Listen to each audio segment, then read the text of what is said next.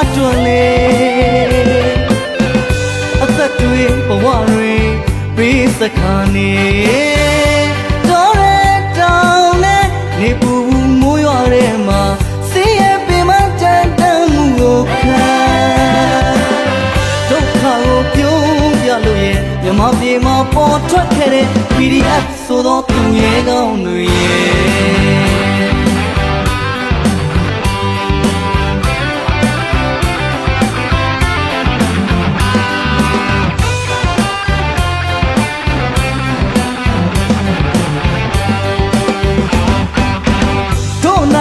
ထောင်ချလို့အမောင်ကြတဲ့အမှန်တရားတွင်လေအသက်တွေဘဝတွေပေးစခါနေတော်တဲ့တောင်နဲ့နေပူမိုးရွာထဲမှာစီးရဲပင်မတန်တန်မှုကိုခံဒုက္ခကိုပြုံးပြလို့ရဲ့မြမပြေမှာပေါ်ထွက်ခဲ့တဲ့ PDF ဆိုတော့သူရဲ့ကောင်းတွေ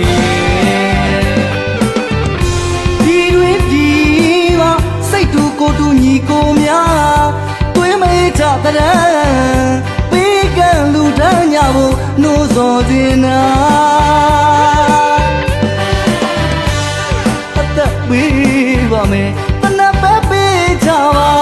သူတို့ဆိုတဲ့စကားပြန်ရှာလို့ရသောငွေကိုလူရန်ပေးကြပါပြန်ရှာလို့မရသောအသက်တွေတတိခံလို့သာတိုက်ပွဲဝင်မှာလာသာမယူပင်စင်မစားတဲ့အာကလူသာ PDF ဖွဲ့များလို့သာတွေးရိုင်ငါဘေးမထိုင်ညနဲ့တက်စွမ်းတဲ့လောက်အင်းအားနဲ့လူကြတန်းညနှိုးတော်မရစေဗျာ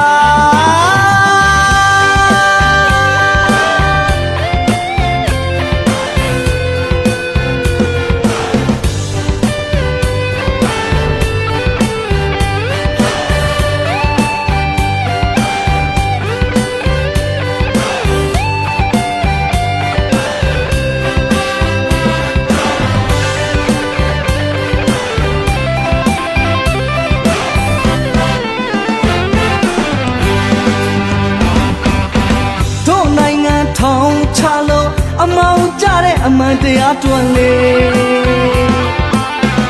အသက်တွေဘဝတွေပေးစခါနေ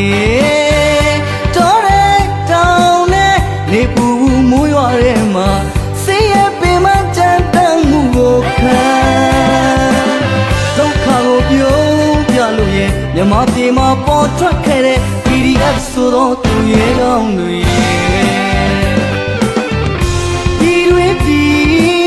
စိတ်တူကိုတူညီကိုများသွေးမေးကြတဲ့ပေးကံလူတန်းညဖို့နှိုးစော်တင်နာအသက်ပေးပါမယ်တနပ်ပဲပေးကြပါသူတို့ဆိုတဲ့စကားပြန်ရှာလို့ရသောငွေကိုလူရန်ပေးကြပါပြန်ရှာလို့မရသောအသက်တွေတတိခံလို့သာတိုက်ပွဲဝင်မှာလာသာမယူပင်စင်မစားတဲ့အာကလူသာ PDF ဖွဲ့များလို့သာတွေးရိုင်ငါဘေးမထိုင်ညနဲ့တက်စွမ်းတဲ့လောက်အင်းအားနဲ့လူကြတန်းညနှိုးတော်မရစေဗျာတွေးရိုင်ငါဘေးမထိုင်ညနဲ့တက်စွမ်းတဲ့လောက်အင်းအားနဲ့လူကြတန်းညနှိုးတော်မရစေဗျာ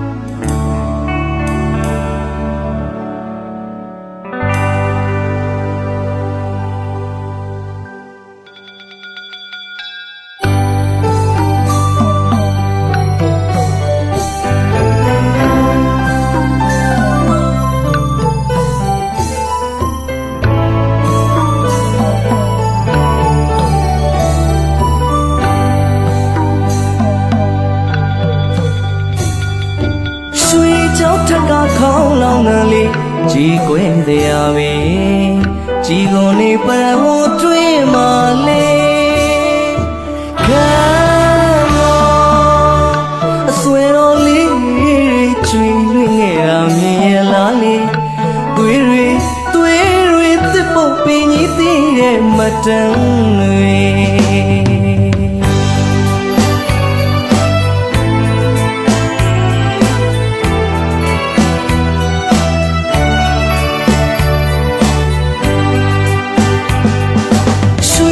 ထက်ကခေါင်းလောင်းနယ်လေးကြီးကွယ်စရာပဲကြီးကုန်နေပရဝနာမလေးအဖို့တဲ့ကျေဝင်လေးကျွေးလွင်နေတာမြင်လာလေသွေးတွေထုံမျိုးတော်ကြီးတည်ရဲ့မတန်တွေ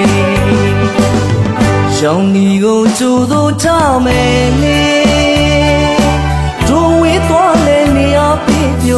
မြင်မိတယ်လေ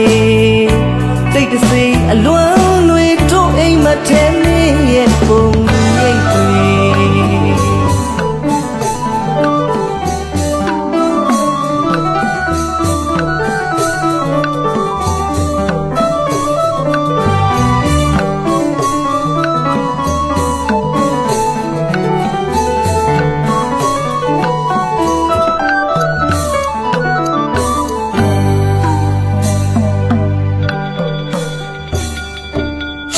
ကြောက်ထက်ကခေါင်းလောင်းနှံလေးကြီးကွယ်တရားပဲကြီးကုန်နေပရဝတွင်မာလေခံအဆွေတော်လေးကျွေးလွင်ငယ်တာမြင်ရလားလေသွေးတွေတစ်ပုတ်ပင်ကြီးသေးတဲ့မတန်တွေ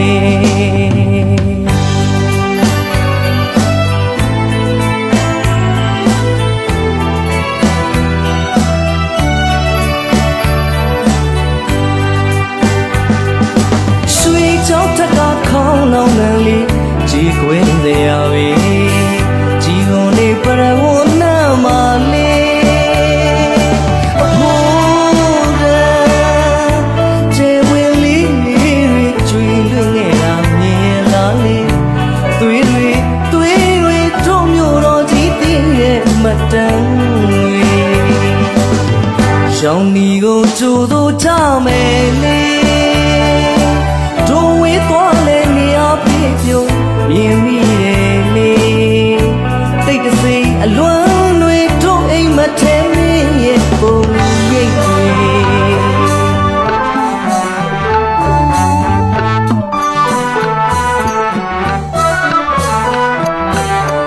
တမိုင်းတစ်ခေတ်ရဲ့မုန်တိုင်းပန်းတွေမောက်နေစီကျေရင်လေးတပွင့်လုံးလင်းလက်ပါစေ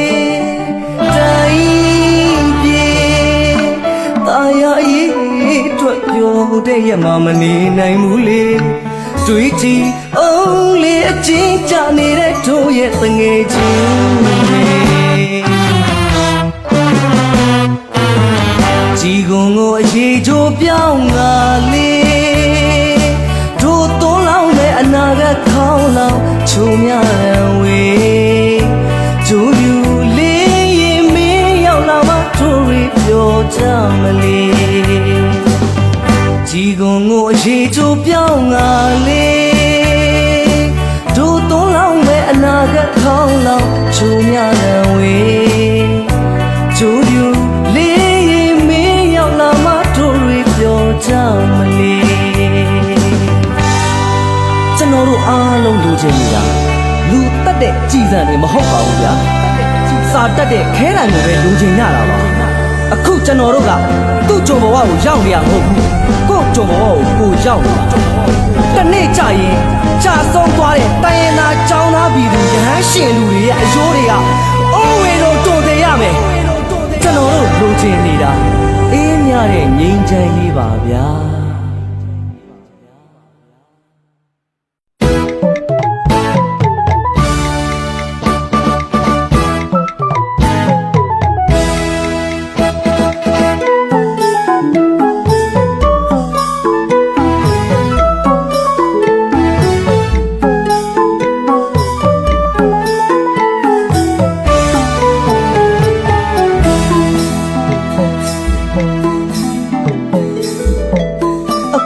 တန်နဲ့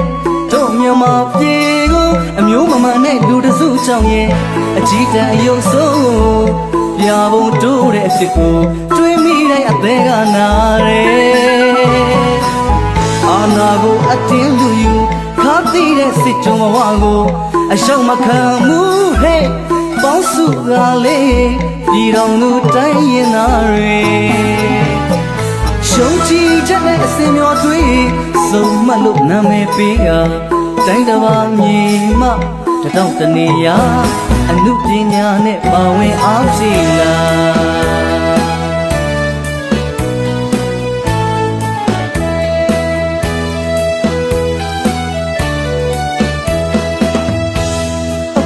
တန်နဲ့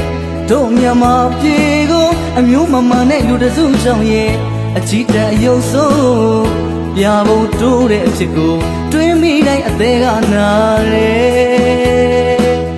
အာနာကိုအတင်းလူယူခါသိတဲ့စစ်ကြုံဘဝကိုအရှောက်မခံမှုဟဲ့ပေါင်းစုကလေးပြည်တော်သူတိုင်းရင်သားတွေရှုံးကြည်ချက်နဲ့အစင်မျောတွေးစုံမလို့နာမည်ပေးကတိုင်းတစ်ပါးမြေမတထောင်တနေရာအနုပညာနဲ့ပါဝင်အားဖြည့်လာ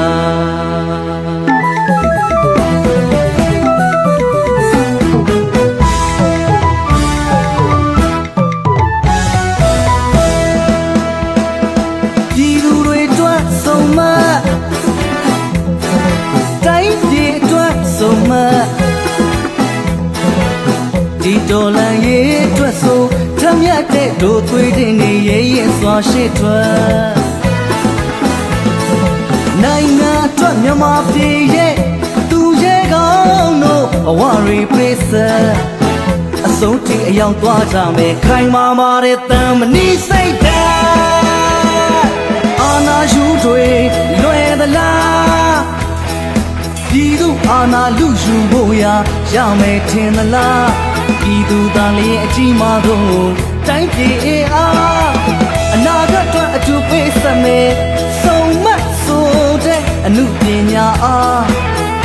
လက်တွေတွဲထားမြန်မာပြည်မှာစုံတွေ့ကြမယ်ယုံကြည်ချက်နဲ့ရှေ့ဆက်ခါသွား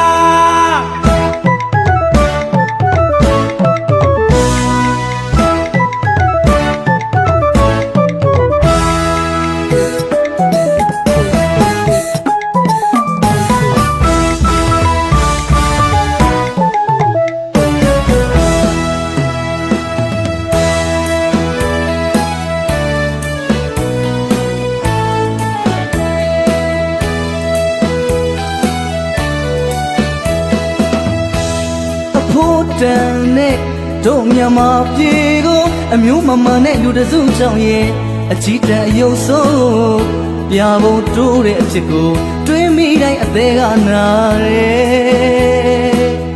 အာနာကိုအတင်းလူယူခါသိတဲ့စစ်ကြုံဘဝကို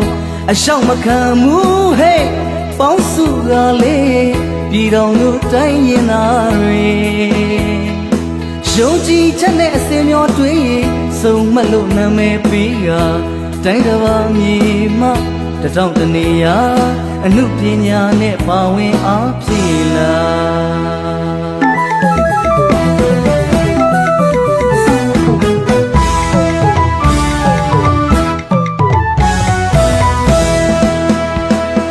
ပြည်သူတွေအတွက်စုံမတိုင်းပြည်အတွက်စုံမဒီဒေါ်လာရဲ့အတွက်ဆိုထမြတ်တဲ့တို့သွေးတင်နေရဲ့စွာရှိထွက်နိုင်ငံအတွက်မြန်မာပြည်ရဲ့သူရဲ့ကောင်းတို့ဘဝရီပိစအဆုံးထိအရောက်သွားကြမယ်ခိုင်မာမာတဲ့တန်မဏိစိတ်ဓာတ်အာနာယူတွေလွယ်သလားပြည်သူအာနာလူယူဖို့ရမယ်ထင်သလားပြည်သူသားလေးအကြီးမားဆုံးတိုင်းပြည်အားအနာဂတ်အတွက်အထူးပေးစမယ်စုံမတ်ဆိုတဲ့အနုပညာအားလက်တွေတွဲထားမြန်မာပြည်မှာစုံတွေ့ကြမယ်ယုံကြည်ချက်နဲ့ရှေ့ဆက်ခါသွား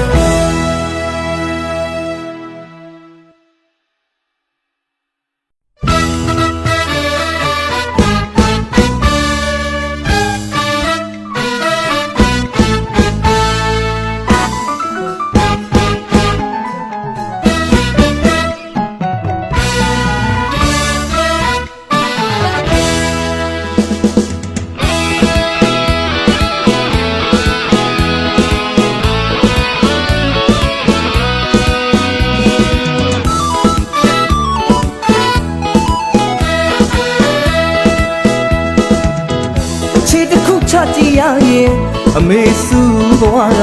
တေလူမကအောင်ခံရခဲ့ရအချိန်ကျုံအချင်းကျုံနဲ့ပဲထုတ်ဖို့အတင်းလုပ်ခဲ့ရှုံးမိုက်တဲ့လူတစုရဲ့ကိုယ်နဲ့ကြရင်ကောင်းရိုင်ကရွှဲကမဆောင်နဲ့တောင်းလန်ဆိုတာတွေ့လိုက်ပြီအမေစုလို့မအေးချမ်းလို့အတူပြောပြီး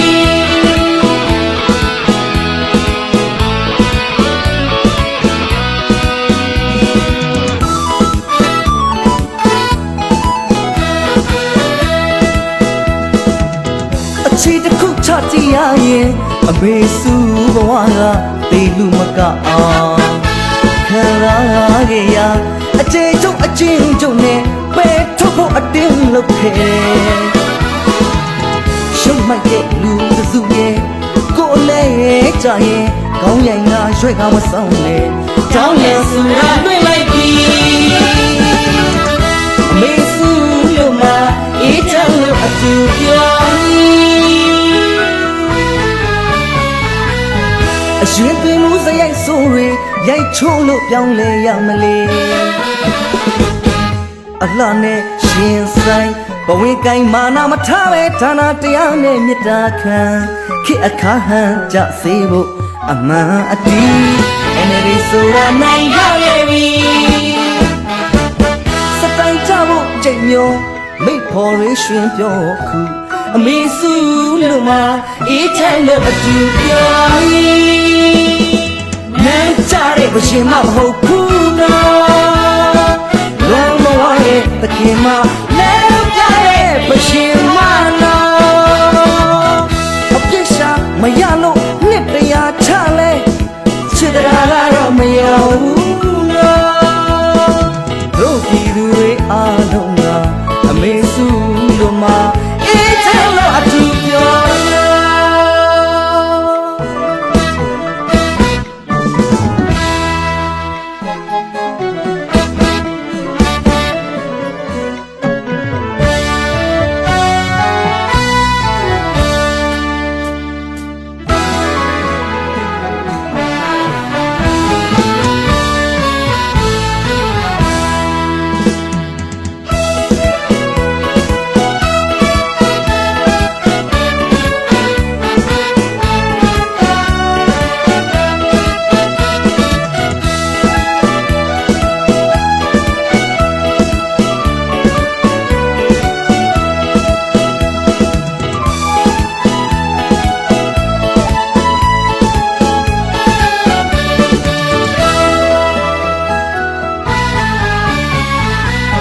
အရှင်သွေးမှုစရိုက်ဆိုးတွေရိုက်ချိုးလို့ပြောင်းလဲရမလဲအလှနဲ့ရှင်ဆိုင်ဘဝကိုင်းမာနာမထားပဲဌာနတရားနဲ့မေတ္တာခံခေအခါဟန်ကြစေဖို့အမှန်အတီး energy ဆိုတာနိုင်ရရဲ့ပြီစတိုင်ကြဖို့ကြိတ်မျိုးမိဖို့ရရှင်ပြောခုအမေစုလို့မအေးချမ်းလို့အတူပြောနန်းကြတဲ့ဘရှင်မမဟုတ်ဘူးလားလုံးမဝရဲ့တခင်မလဲပြရဲ့ဘရှင်မနော်အပြစ်ရှာမရလို့နှစ်တရားချလဲချစ်တရားကတော့မရဘူးနော်တို့ပြည်သူတွေအားလုံးကအမေစုလို့မအေးချမ်းလို့အတူပြော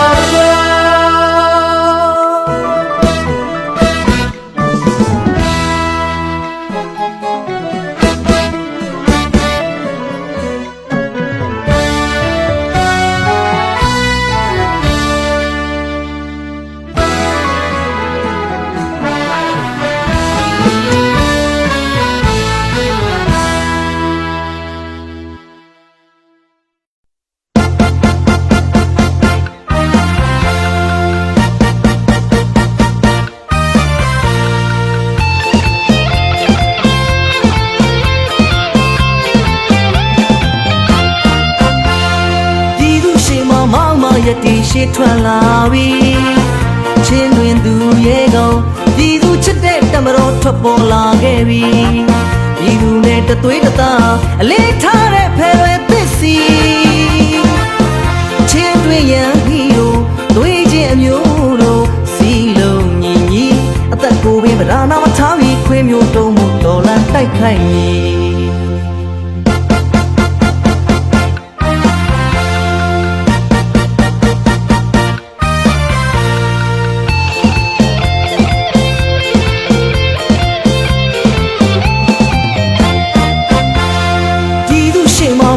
ရတီရှိထွက်လာပြီချင်းတွင်သူရဲ့ကောင်ပြည်သူချစ်တဲ့တမတော်ထွက်ပေါ်လာခဲ့ပြီပြည်သူနဲ့တသွေးတသားအလေးထားတဲ့ဖယ်ရသစ်စီချင်းတွင်ရန်ဟီရိုသွေးချင်းအမျိုးတို့စီလုံးညီညီအသက်ကိုပင်ဗราနာမထားပြီးခွေးမျိုးတုံးမှုတော်လန်တိုက်ခိုက်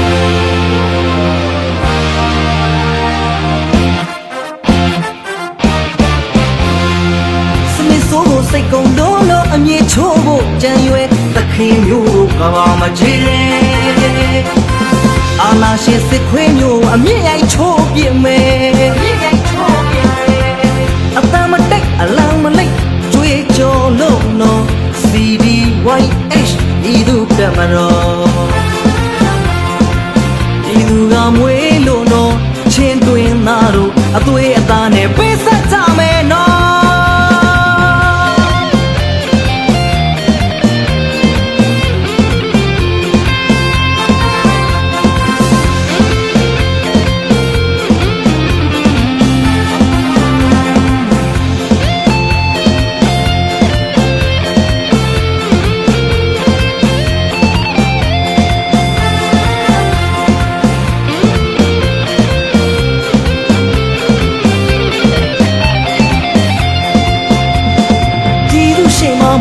ရတီရှိထွက်လာပြီ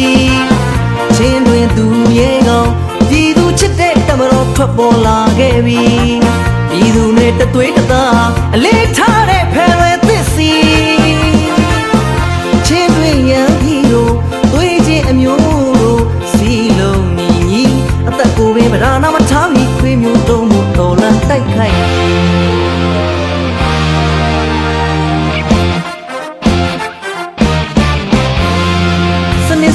စိတ်ကုန်လုံးလုံးအမြင့်ချိုးဖို့ကြံရွယ်သခင်မျိုးတို့ကဘာမကြည့်အာနာရှင်စစ်ခွေးမျိုးအမြင့်ရိုက်ချိုးပြစ်မယ်အတမတိတ်အလံမလိတ်ကျွေးကြော်လုံးနော် CDYH ပြည်သူတမတော်ပြည်သူကမွေးလို့နော်ချင်းတွင်သားတို့အသွေးအသားနဲ့ပေးဆက်ကြမယ်နော်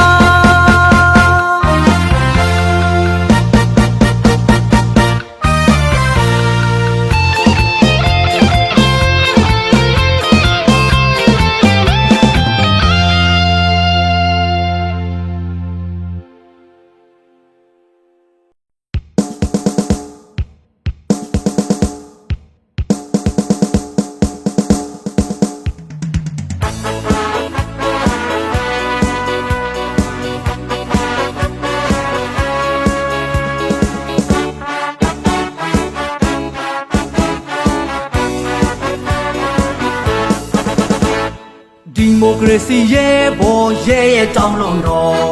အာဏာရှင်ကိုပြုတ်စော်ပဲကြီးမဲကြီးနော်ဆွဲနှပဲမှာဆွဲမြဲကပြည်သူတွက်ပေးဆက်ပြောဒီမိုကရေစီချစ်တဲ့တို့ရဲ့ဘောဒီမိုကရေစီရဲ့ဘောရဲ့တောင်းလုံးတော့အာဏာရှင်ကိုပြုတ်စော်ပဲကြီးမဲကြီးနော်ဆွဲနှပဲမှာဆွဲမြဲကပြည်သူတွက်ပေးဆက်ပြောဒီမိုကရေစီချစ်တဲ့တို့ရဲ့ဘော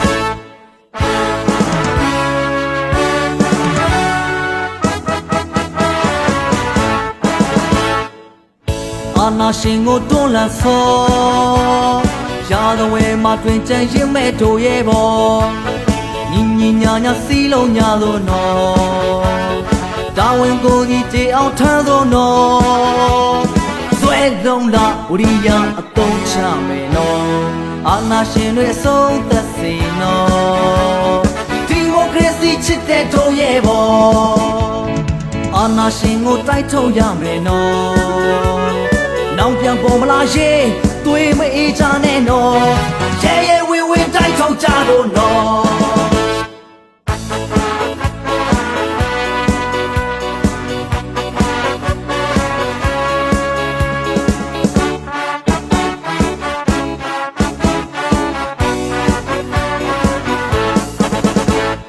ဒီမိုကရေစီရဲ့ဘော်ရဲ့တောင်းလို့နော်အာဏာရှင်ကိုပြုတ်စော်သေးဒီမဲဒီနော်ဆွေနှပဲမှာဆွေမြဲကပြည်သူအတွက်ပေးဆက်ပြောဒီမိုကရေစီချစ်တဲ့တို့ရဲ့ဘော်ဒီမိုကရေစီရဲ့ဘော်ရဲ့တောင်းလို့နော်အာဏာရှင်ကိုပြုတ်စော်သေးဒီမဲဒီနော်ဆွေနှပဲမှာဆွေမြဲကပြည်သူအတွက်ပေးဆက်ပြောဒီမိုကရေစီချစ်တဲ့တို့ရဲ့ဘော်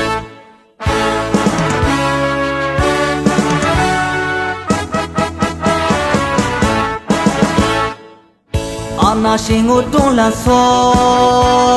ရာဇဝင်မှာတွင်ကြံရင်မဲ့တို့ရဲ့ဘောညီညီညာညာစီးလုံးညာသို့နော်တာဝန်ကိုဒီတရားထမ်းသို့နော်ဆွဲလုံးလာဝရိယအသုံးချမယ်နော်အာဏာရှင်တွေဆုံးသက်စေနော်ဒီမိုကရေစီချစ်တဲ့တို့ရဲ့ဘောအာဏာရှင်ကိုတိုက်ထုတ်ရမယ်နော်နောင်ပြန်ပေါ်မလာရဲ့သွေးမအေးကြနဲ့နော်ရဲရဲဝင်းဝင်းတိုက်ထုတ်ကြလို့နော်အာဏာရှင်ကိုတိုက်ထုတ်ရမယ်နော်နောင်ပြန်ပေါ်မလာရဲ့သွေးမအေးကြနဲ့နော်ရဲရဲဝင်းဝင်းတိုက်ထုတ်ကြလို့နော်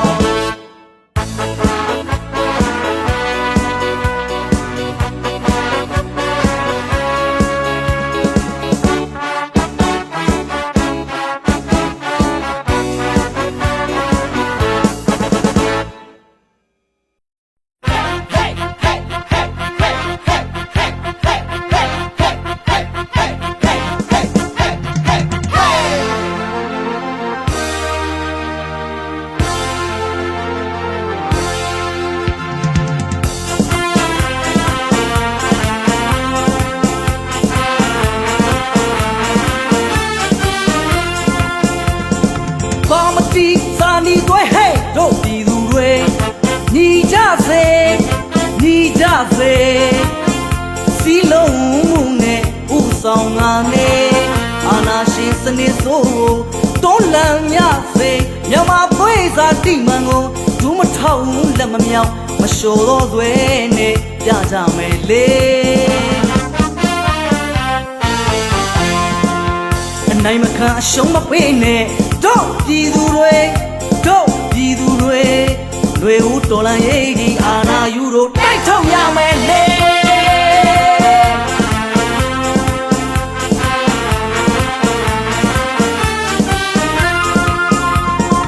ပါမတီစာနီတွဲဟဲ့တို့ပြည်သူတွေညီကြစေညီကြစေစီလုံးမှုနဲ့ဥဆောင်ငါနဲ့အာနာရှင်စနစ်ဆိုးတွန်းလှန်ညစေမြန်မာပွေစာတိမှန်ကိုဒူးမထောက်လက်မမြောက်မလျှော်တော့သွဲနဲ့ပြကြမယ်လေအနိုင်မခံအရှုံးမပေးနဲ့တို့ပြည်သူတွေတို့ပြည်သူတွေလွေဦးတော်လန်ရေးဒီအာနာယူတို့တိုက်ထုတ်ကြမယ်လေ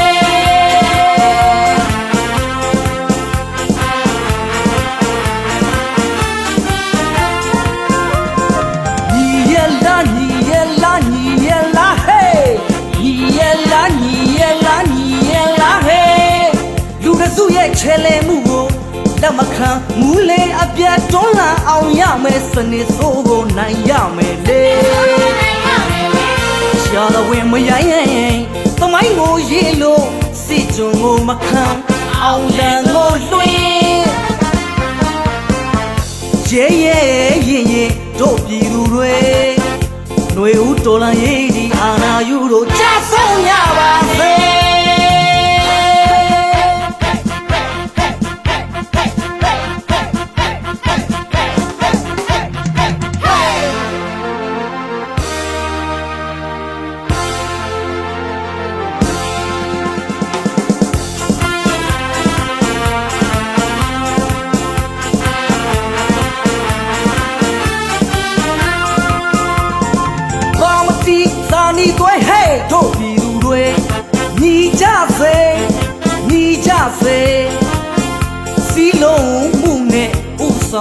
နေအာနာရှင်စနစ်ဆိုးကိုတွန်းလှန်ညစိတ်မြန်မာသွေးစားတိမှန်ကိုဒူးမထောက်လက်မမြောက်မလျှော်သောဇွဲနဲ့ပြကြမယ်လေအနိုင်မခံအရှုံးမပေးနဲ့တို့ပြည်သူတွေလွေဦးတော်လန်ရေးကြီးအာနာယူတို့တိုက်ထုတ်ကြမယ်လေ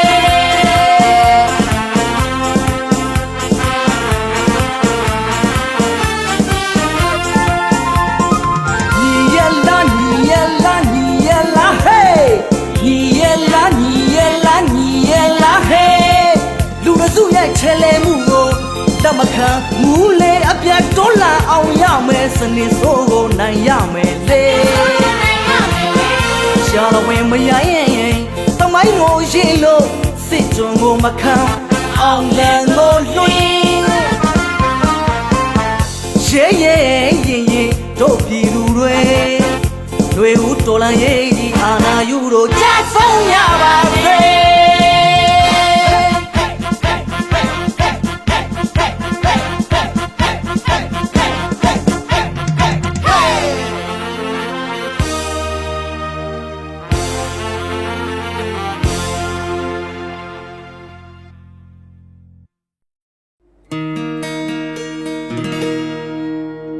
စာလုံးနဲ့စလေးအကြောင်းနည်းနည်းလေးပြောချင်တယ်စိတ်ဓာတ်မကောင်းတဲ့စစ်တပ်ကြီးစောင့်တော့မကြခဲ့လို့အစိတ်ကွဲပြီးတိုင်းပြည်လဲစားရမရှိပါစုပြုံမွဲစိတ်ချမ်းသာမှုဆိုတာမရှိတော့ပြီပဲ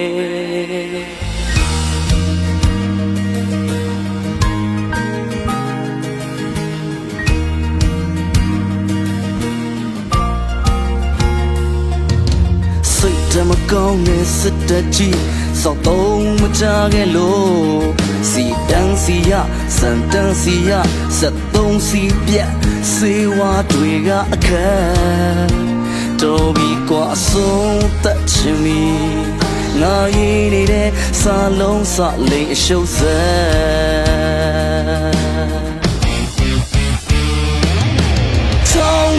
6လဆိုကပေါက်ကရတွေအကုန်စလုံးနေသေးစေဝါစံစီစေယုံဒုက္ခတွေအစုံရှားပါနေပြီလုံးစရာအလုံးရှုံး6လဆိုကပေါက်ကရတွေအကုန်စလုံးနေသေးစေဝါစံစီစေယုံဒုက္ခတွေအစုံရှားပါနေပြီလုံးစရာဆန်းရှုံးတော့ကတွေ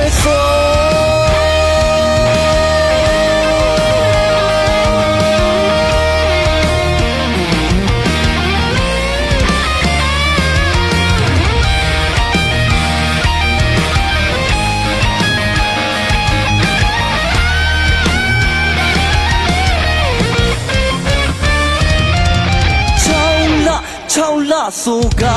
ပေါက်ကရတွေအကုန်စလုံးနေသေးစေဝါစံစီစေယုံဒုက္ခ